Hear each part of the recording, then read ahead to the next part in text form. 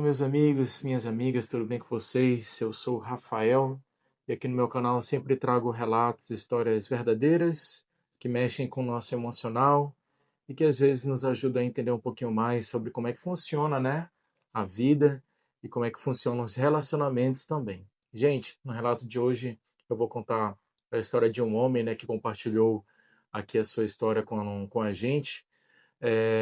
Os nomes foram mudados para preservar, né, obviamente, a identidade aí da pessoa. E ele conta sobre a esposa dele que tomou uma decisão. Ela tinha uma curiosidade de visitar uma casa de swing, uma festa de swing, né? E ela resolveu fazer isso. E bora ver como é que ele reagiu a essa situação. E se você gosta desse tipo de conteúdo e ainda não é inscrito aqui no meu canal, aproveita e já se inscreve, ativa o sininho das notificações e curte esse vídeo logo agora aqui no começo porque me ajuda bastante, tá bom? E deixa um comentário me dizendo aí a tua opinião sobre o teu vídeo ou apenas a cidade que você está assistindo esse relato hoje, tá bom? Então, sem mais enrolações, vamos lá à leitura de mais um relato.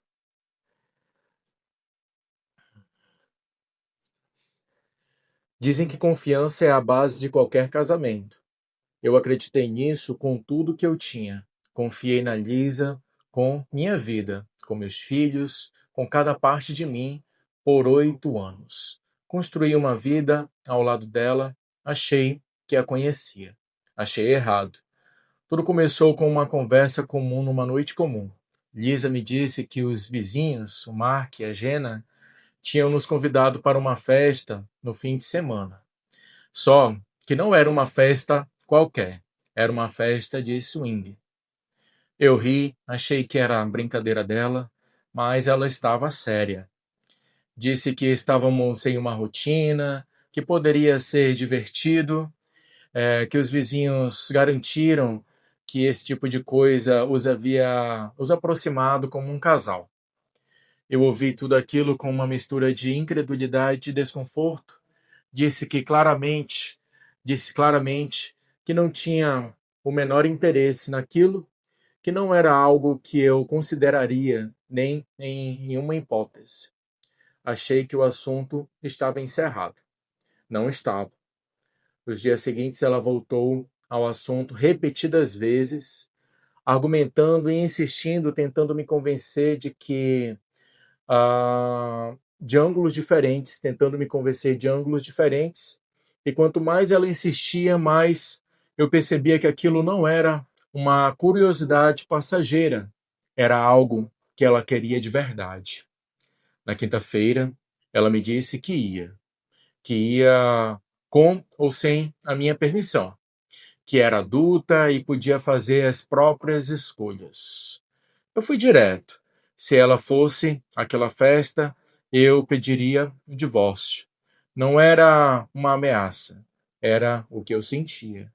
Ela me chamou de patético, disse que eu tinha a mente fechada, que eu era controlador, que não conseguia lidar com a liberdade dela. Olha a conversa. Então ela fez uma proposta que até hoje me parece surreal. Presta atenção, gente, eu já li o relato. Presta atenção nessa proposta que ela fez. Disse que ia gravar tudo, que me entregaria o vídeo para eu ver que não era nada demais, que talvez eu até gostasse. No meio do choque, um pensamento frio e calculista atravessou a minha cabeça. Olha a ideia que ele teve. Se ela fosse tola o suficiente para gravar a própria traição e me entregar o arquivo nas mãos, eu teria a prova mais perfeita que um advogado poderia pedir. Então eu disse, com a maior calma que consegui fingir: tudo bem, vai em frente, grava se te fizer sentir melhor. E ela foi.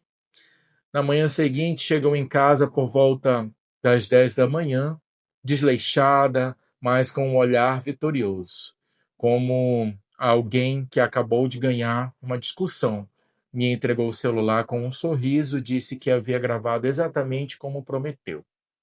Peguei o celular, subi para o quarto e transferi os arquivos para o meu computador. Cada clipe era pior que o anterior, né? Vocês podem imaginar o conteúdo, né, das gravações. Não preciso entrar em detalhes. O que importa é que estava ali, registrado o desrespeito total. Ela não estava em uma festa inocente explorando novidades. Estava me traindo deliberadamente e ainda havia documentado tudo, achando que isso seria suficiente para me convencer de que eu estava errado. Copiei tudo para um disco seguro. Quando desci, ela estava na sala com o mesmo sorriso de antes, esperando a minha reação. Eu olhei para ela e disse apenas uma coisa: espero que tenha valido a pena. Você vai descobrir em breve. Ela não entendeu nada. Achou que eu ia me acalmar com o tempo, que eu ia assistir aquilo mais uma vez e mudar de ideia, que o casamento de 8 anos pesaria mais do que o que ela tinha feito. Não pesou. Procurei um advogado na semana seguinte, protocolamos o divórcio, os vídeos que ela mesma me entregou garantindo a custódia das crianças e um acordo financeiro que o advogado dela não conseguiu reverter. Ela tentou argumentar que havia sido consensual, que eu tinha concordado, que era uma decisão do casal.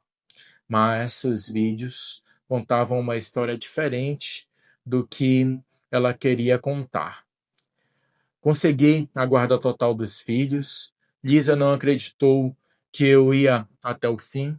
Tentou voltar atrás. Fui até a casa da minha mãe, onde eu estava morando com as crianças. Ela foi até a casa da minha mãe, onde eu estava morando com as crianças, implorou para conversar, disse que havia cometido um erro.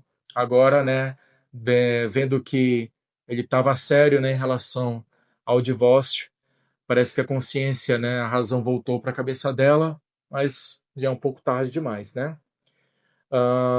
Implorou para conversar, disse que havia cometido um erro, mas o erro não tinha sido um momento de fraqueza, tinha sido uma sequência de decisões conscientes, tomadas ao longo de dias, com planejamento, com argumentação e finalizadas com uma câmera ligada, né? Então, ela já tinha planejado o que ela queria, né? Ela queria convencer ele a ir com ela, mas ele, como era uma pessoa que esse tipo de festa, né, de coisa, de atitude, foge do que ele acha correto, ele não aceitou e ela resolveu ir por conta própria, né? O processo de divórcio foi brutal, não vou fingir que foi fácil, né? Nunca é fácil. Foi um dos períodos mais difíceis da minha vida, mas eu sabia que estava fazendo a coisa certa pelos meus filhos. Meses depois, cruzei o Mark, o vizinho que havia feito um convite original, o convite para ir à festa de swing, né? Ele estava claramente desconfortável me vendo, e no momento que eu não esperava, ele me contou algo que eu ainda não sabia. Bora prestar atenção. Lisa não havia dormido com apenas um homem naquela noite. Foram 3. Fiquei em silêncio por um momento, digerindo aquilo. E então percebi que aquela informação não mudava nada no que eu já havia decidido. Só confirmava que eu havia feito a escolha certa. Mas a história não parava por aí.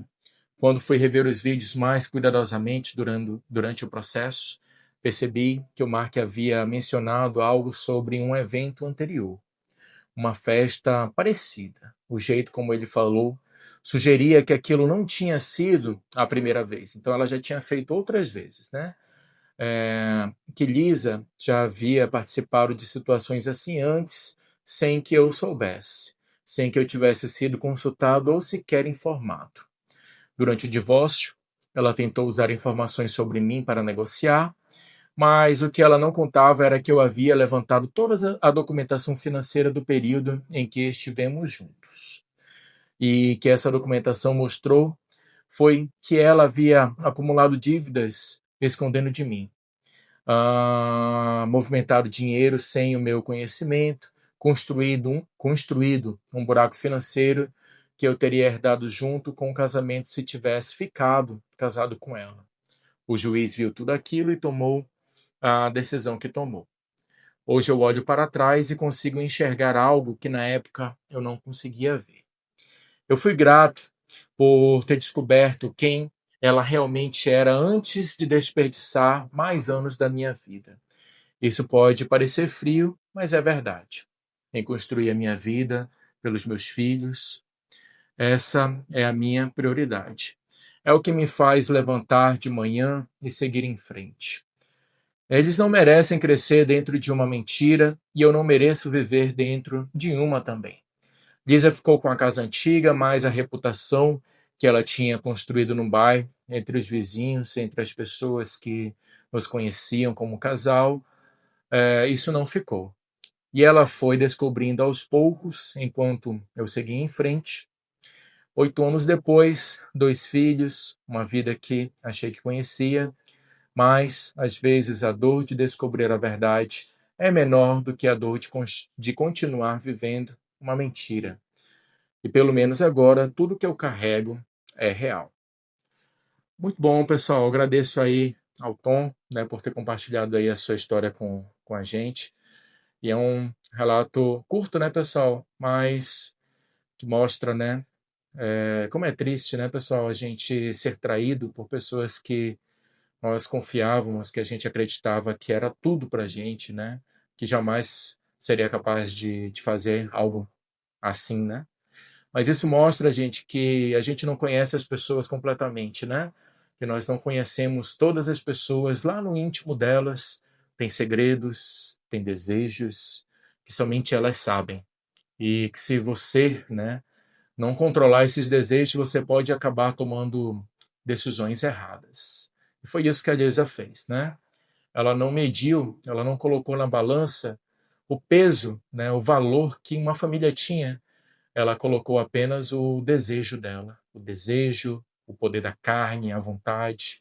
Todos nós temos desejos, isso é normal, mas a gente tem que ponderar, né, pessoal? Botar na balança para saber se vale a pena, de fato, a gente tomar certas decisões.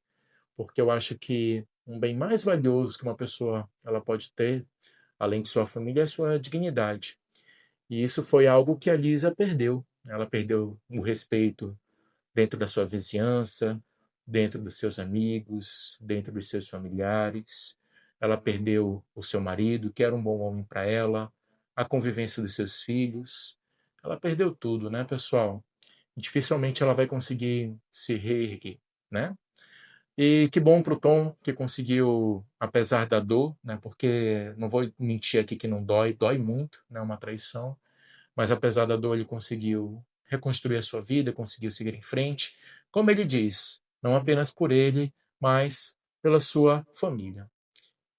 E fica aqui a mensagem final, né, gente, para nós sempre ponderarmos, né, sobre as nossas decisões e darmos valor ao que é mais importante na nossa vida, que no caso é a nossa família e a nossa dignidade pessoal, que isso não tem valor, né, gente? Então é isso, pessoal. Muito obrigado aí pela companhia de vocês. O videozinho é curto, mas traz uma mensagem muito bacana pra gente, né? Fiquem com Deus, curtam esse vídeo, deixem um comentário e até a próxima, se Deus quiser. Um abraço, fiquem com Deus e tchau.